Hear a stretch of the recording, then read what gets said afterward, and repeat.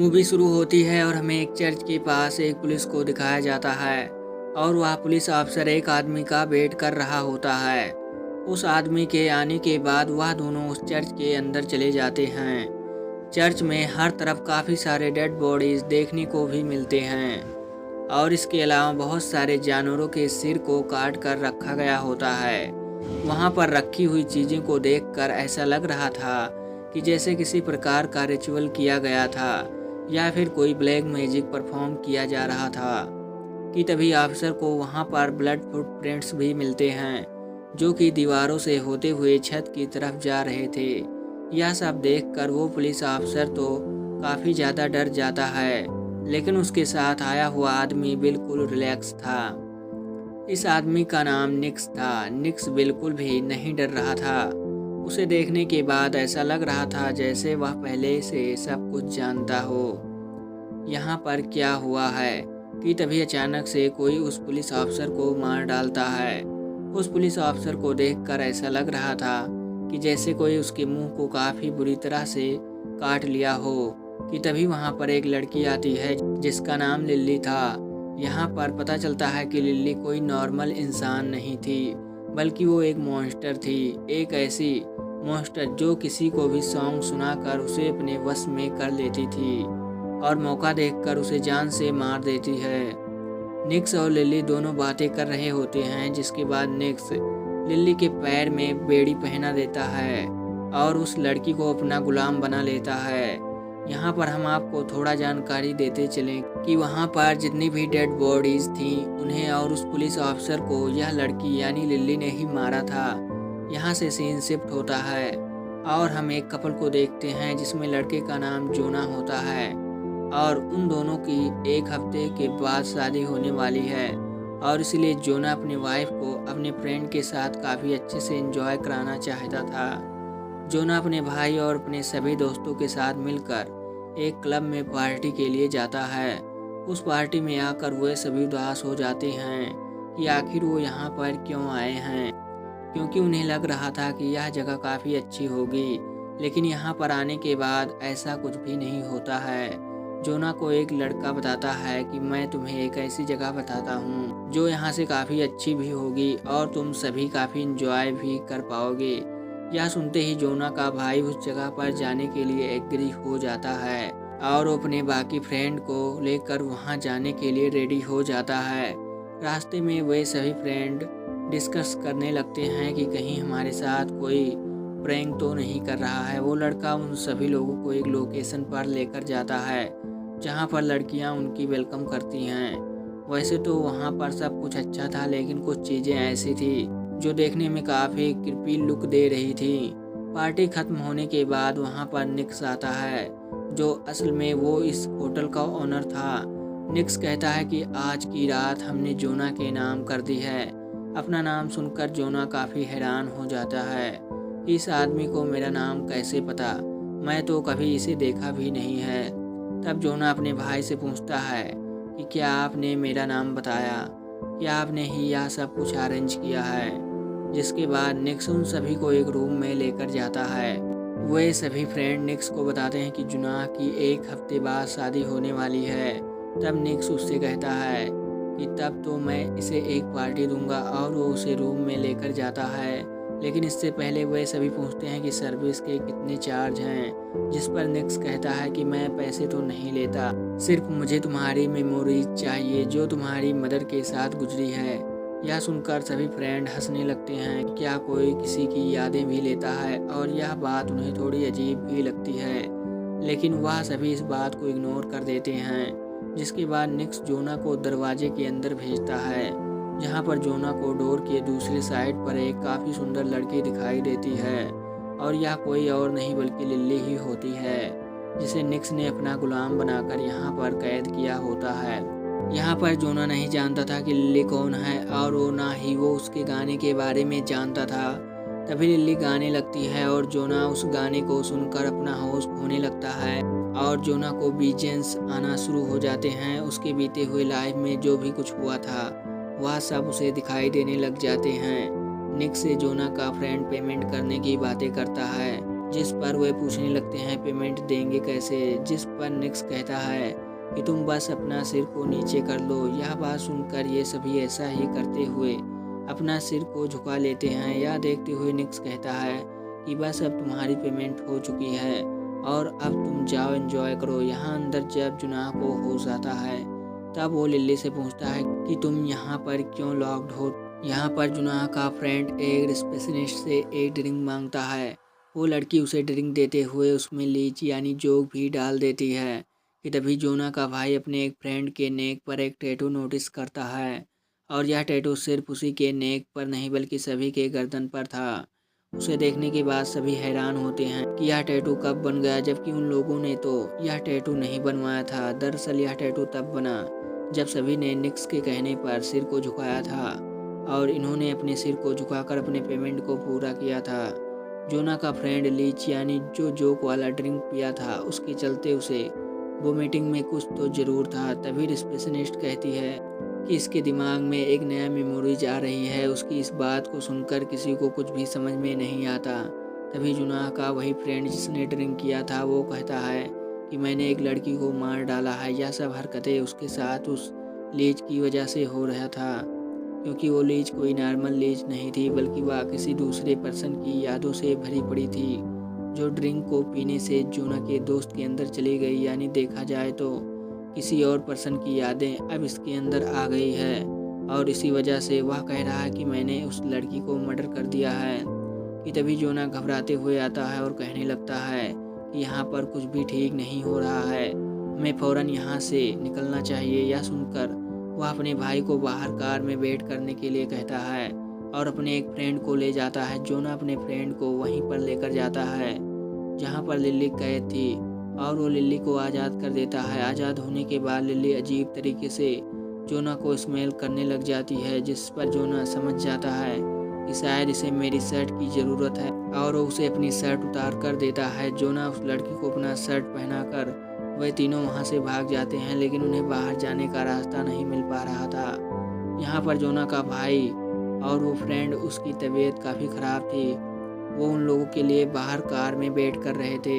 अंदर उन लोगों के पास एक बॉडीगार्ड आ जाता है, लेकिन जोना का फ्रेंड उस बॉडीगार्ड को रोकने की कोशिश करता है, लेकिन वो बॉडीगार्ड जोना के फ्रेंड को काफ़ी ज़्यादा मारता है और जोना और लिल्ली यह देखते हुए वहाँ से भागकर एक रूम में छुप जाते हैं। लेकिन वहाँ पर भी बॉडीगार्ड आ जाता है कि तभी लिल्ली उस पर अटैक कर देती है और यहाँ पर लिल्ली की रियलिटी जोना के सामने आ जाती है कि लिल्ली कोई नॉर्मल इंसान नहीं बल्कि एक मॉन्स्टर है। यह देखते हुए जोना धीरे से वहाँ से निकलकर भाग जाता है। जोना का फ्रेंड भी उठकर वहाँ से बाहर जाने लगता है। बाहर जल्दी से आकर अपने कार में बैठ जाता है, जिस पर जोना का भाई उस फ्रेंड के बारे में पूछ रहा होता है जो अंदर फंसा हुआ था और वह अभी तक आया भी नहीं था। जोना हताश कर कहता है कि यहाँ पर कुछ ठीक नहीं है। तभी उनका लास्ट फ्रेंड भी आकर गाड़ी में बैठ जाता है और वो जल्दी से वहाँ से भाग जाते हैं कि तभी अचानक से उनकी गाड़ी पर वही शर्ट आकर गिरता है जो जोना ने लिल्ली को पहनाया हुआ था, जिस पर जोना समझ जाता है कि वो मास्टर यानी लिल्ली उनका पीछा कर रही है और उन्हें छोड़ने वाली नहीं है। अब जिस फ्रेंड की तबीयत खराब हुआ था लिल्ली उसे अपना शिकार बना लेती है, जिसकी वजह से उनकी गाड़ी अपने कंट्रोल से बाहर होकर जोर से जाकर एक पेड़ से टकराती है। लिल्ली जिनाह के फ्रेंड को जंगल में ले जाकर उसे बुरी तरह से मार देती है, जिसके बाद जोना का फ्रेंड रास्ते में एक कार को रोककर उससे हेल्प मांगने की कोशिश करता है, लेकिन वो कार उसे टक्कर मारकर आगे बढ़ जाती है। तभी हमें पता चलता है कि उस गाड़ी में कोई और नहीं बल्कि निक्स ही था। यहाँ पर जंगल में जोना का फ्रेंड मुसीबत में था और जोना उसे बचाना चाहता था, जिस पर जोना का भाई उससे कहता है कि हम भी मुसीबत में पड़ सकते हैं, इसलिए वो दोनों वहाँ से भाग जाते हैं। अगले सीन में हम देखते हैं कि निक्स अपने बॉडीगार्ड के साथ जोना के फ्रेंड को पकड़ा हुआ है। यहाँ पर दोनों भाई समझ गए थे कि लिल्ली उनके पीछे पड़ी हुई है, जो जोना को सूंघ हुए उनके पीछे आ रही है। यह जानने के बाद दोनों अपने जिस्म पर ज़मीन पर पड़ा हुआ कीचड़ लगाते हैं और छुप जाते हैं और जब लिल्ली वहाँ पर आती है तब वो उन्हें कहीं पर भी नहीं मिलते। उसे दोनों दिखाई नहीं दे रहे थे और वहाँ से चली जाती है। लिल्ली के जाने के बाद वो दोनों भाई अभी वहाँ से फ़ौरन निकल जाते हैं। यहाँ पर निक्स जोना के फ्रेंड को जिसे पकड़ कर लेकर गया था उसे पनिशमेंट देने के लिए टॉर्चर करता है कि तुमने लिल्ली को क्यों आज़ाद किया। यहाँ पर जोना का फ्रेंड कहता है, हम समझ रहे थे कि हमें लगा कि तुम उसे कैद किया हुआ है। हमें नहीं पता था कि वह लड़की एक मॉन्स्टर है। हमें तो लगा था वह लड़की काफ़ी मुसीबत में है, इसलिए हमने उसे आज़ाद कर दिया ताकि वह अपनी लाइफ को भी जी सके। निक्स के कहने पर उसका बॉडीगार्ड जोना के फ्रेंड को काफ़ी बुरी तरह से टॉर्चर करने लगता है, जिससे उसे काफ़ी तकलीफ़ होने लगती है। जोना और उसका भाई भागकर एक होटल में जाते हैं, जहां उसे 2 पुलिस वाले मिलते हैं। वो दोनों भाई पुलिस को अपनी सारी की सारी कहानी बता देते हैं कि उनके साथ क्या हो रहा है। तभी हमें पता चलता है कि यह पुलिस वाले निक्स के साथ ही मिले हुए थे और इस मिशन में उसका साथ दे रहे थे, और उनके गर्दन पर भी सेम टैटू का निशान था। वो दोनों पुलिस ऑफिसर निक्स को इन दोनों भाई के बारे में बता देते हैं। निक्स स्पेशलिस्ट से कहता है कि इसकी बॉडी में पेनफुल मेमोरीज को निकाल लो, जिसके बाद उस रिपनेस्ट का असली चेहरा हमारे सामने आता है, क्योंकि वो कोई नॉर्मल लड़की नहीं थी, वो भी एक मॉन्स्टर ही थी। उसके सिर पर काफ़ी सारे लीच लगी थी। रिसेप्शनिस्ट अपने सिर से एक लीच को उतार कर उसके टैटू वाली जगह पर डाल देती है और उसकी सारी की सारी मेमोरीज को ले लेती है, जिसके बाद लीच मेमोरीज को लेने के बाद बाहर आ जाती है। यहाँ पर पुलिस ऑफिसर जोना और उसके भाई को निक्स के पास ले जाकर ही जा रहे थे कि तभी वहाँ पर लिल्ली आ जाती है। लिल्ली गाना गाने लगती है, लेकिन जोना अपना कान को बंद कर लेता है ताकि गाने का उस पर कोई असर ना हो, जिसके बाद पुलिस ऑफिसर को काफ़ी बुरी तरीके से मार देती है। फिर लिल्ली जोना को कहती है कि आई लाइक यू, मैं तुम्हें पसंद करती हूँ। जोना लिल्ली का इस भयानक रूप को देखकर भाग जाता है और अपने भाई को जगाने की कोशिश करता है, और तभी लिल्ली जोना को लेकर ऊपर की तरफ उड़ जाती है। लिल्ली जोना को काफ़ी सुनसान जगह पर लेकर जाती है, जिसके बाद उसकी फ़ोन की रिंग बजने से जोना की आंखें खुल जाती है और वो देखता है कि लिल्ली सो रही है, इसलिए वो मौके का फ़ायदा उठाते हुए वहाँ से भाग जाता है। उसके फ़ोन पर उसकी फियोन्स का कॉल आया था। जोना जब अपने फियोन्स से बातें करता है तब उसे कुछ शांति मिलती है। अब इससे पहले कि वह अपने फियोन्स को यह पता कि वे सभी किस जाल में फंसे हुए हैं, तभी नेटवर्क चली जाती है। यहाँ पर जोना काफ़ी परेशान हो जाता है, यह सोचकर कि काश उन्हें यहाँ पर नहीं आना चाहिए था।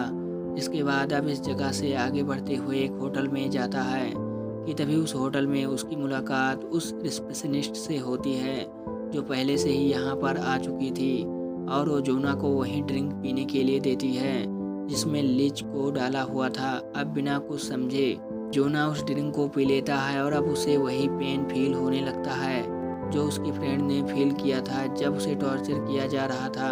अब क्योंकि जोना के पास उसके फ्रेंड की मेमोरी थी, जिसका यूज करके निक्स उसे अपने लोकेशन पर लाने के लिए कहता है, जिसे सुनने के बाद जोना बिल्कुल ऐसा ही करता है। वह उस रिसेप्शनिस्ट के साथ वहां चला जाता है। यहाँ पर आने के बाद निक्स जोना को वही बेड़ी देता है जिसमें लिल्ली को बांधी थी। वो उससे कहने लगता है कि मैं तुम्हारे दोस्त को छोड़ दूंगा अगर तुम लिल्ली को यह बेड़ी पहना दोगे। जिसके बाद जोना निक्स से पूछता है कि तुम हमारे साथ ऐसा क्यों कर रहे हो और यहाँ पर क्या चल रहा है, जिस पर निक्स कहता है कि लिल्ली एक एशियंट मॉन्स्टर है जो गाना गाकर किसी को भी अपने कंट्रोल में कर सकती है और बाद में उसे मार डालती है, लेकिन उसने तुम्हें चूज किया है, इसलिए वो तुम्हें नहीं मारेगी क्योंकि वो तुम्हें लाइक करती है। अब क्योंकि वो तुम्हें काफ़ी पसंद करती है तो इसलिए वह तुम्हें फॉलो कर रही है और तुम ही हो जो यह कर सकते हो। तुम इस बेड़ी को लिल्ली के पैर में बांध दो और अपने दोस्त की जान बचा लो। कि तभी अचानक से लिल्ली वहाँ पर आ जाती है और निक्स की सारे साथियों को मार डालती है। निक्स जोना के गर्दन पर चाकू रखते हुए लिल्ली को कहता है, तुम रिचुअल वाले जगह पर खड़ी हो जाओ और अगर तुम अपने नॉर्मल रूप में वापस नहीं आई तो मैं जोना को मार डालूंगा। यह सुनकर लिल्ली जोना के लिए नॉर्मल हो जाती है, जिसके बाद जोना लिल्ली को उस बेड़ी को पहनने की कोशिश करता है। जोना लिल्ली से कहता है कि मैं अपने घर जाना चाहता हूँ और तुम भी चली जाओ और इसलिए मैं तुम्हें ये बेड़ी बिल्कुल भी नहीं पहनाऊंगा। यह सुनकर लिल्ली को काफ़ी अच्छा लगता है। दोनों अपने इशारों में बात करने लग जाते हैं, जिसके बाद लिल्ली निक्स का बॉडीगार्ड के ऊपर अटैक करके उसे मौत की घाट उतार देती है। निक्स जोना के वर्ण करते हुए कहता है कि जल्दी से लिल्ली को बेड़ी पहना दो, लेकिन तभी वहाँ पर जोना का भाई आ जाता है और अपने भाई को बचा लेता है और दोनों अपने उस फ्रेंड को भी आज़ाद कर लेते हैं। लेकिन तभी यहाँ पर कुछ उल्टा ही हो जाता है। निक्स जोना के भाई को मार डालता है और जोना को मारने के लिए वो आगे बढ़ता है। यह देखकर लिली गाना गाने लगती है। उसका गाना सुनकर निक्स अपने कंट्रोल से बाहर जाने लगता है और वह लिली के आगे अपने घुटने टेक देता है, जिसके बाद लिली अपने नुकीले पूंछ को उसके सिर में घुसाकर उसे मौत के घाट उतार देती है। यह देखकर जुनाह और उसके फ्रेंड वहां से भाग रहे थे, लेकिन तभी लिली उसे रुकने के लिए कहती है। लिली जुनाह के पास आती है और वहां से उड़कर चली जाती है और वह दोनों अपनी जान बचाकर वहां से बाहर निकलते हैं। कुछ दिन के बाद हमें एक पिक्चर को दिखाया जाता है, जो कि यह पिक्चर जोना की शादी का होता है और आज उसकी एनिवर्सरी थी। जोना अपने रूम में होता है कि तभी उसे लिली की गाने की आवाज़ सुनाई देती है। यह सुनकर जुनाह काफ़ी डर जाता है और इतने ही देर में जुनाह की वाइफ वहां पर आ जाती है। थोड़ी देर के बाद जब जुनाह नीचे आता है तब वह देखता है उसकी वाइफ तो सोफे पर सो रही होती है। इसका मतलब यह है कि ऊपर जो उसके वाइफ के रूप में आई थी वो लिली ही थी और तभी वहां पर लिली अपने असली रूप में आ जाती है। जुनाह लिली से रिक्वेस्ट करते हुए कहता है, प्लीज़ तुम यहाँ से चली जाओ। कि तभी जुनाह की वाइफ की आँख खुल जाती है और उन दोनों को देखकर काफ़ी डर जाती है और चिल्लाने लगती है। लिली उसकी वाइफ को मारने ही वाली थी कि तभी जोना लिली से कहता है कि प्लीज़ इसे छोड़ दो, मैं तुम्हारे साथ चला जाऊंगा। और बस यह सुनते ही लिली जोना को लेकर उड़कर चली जाती है और इसी के साथ यह कहानी यहीं पर ख़त्म हो जाती है। Thanks for watching.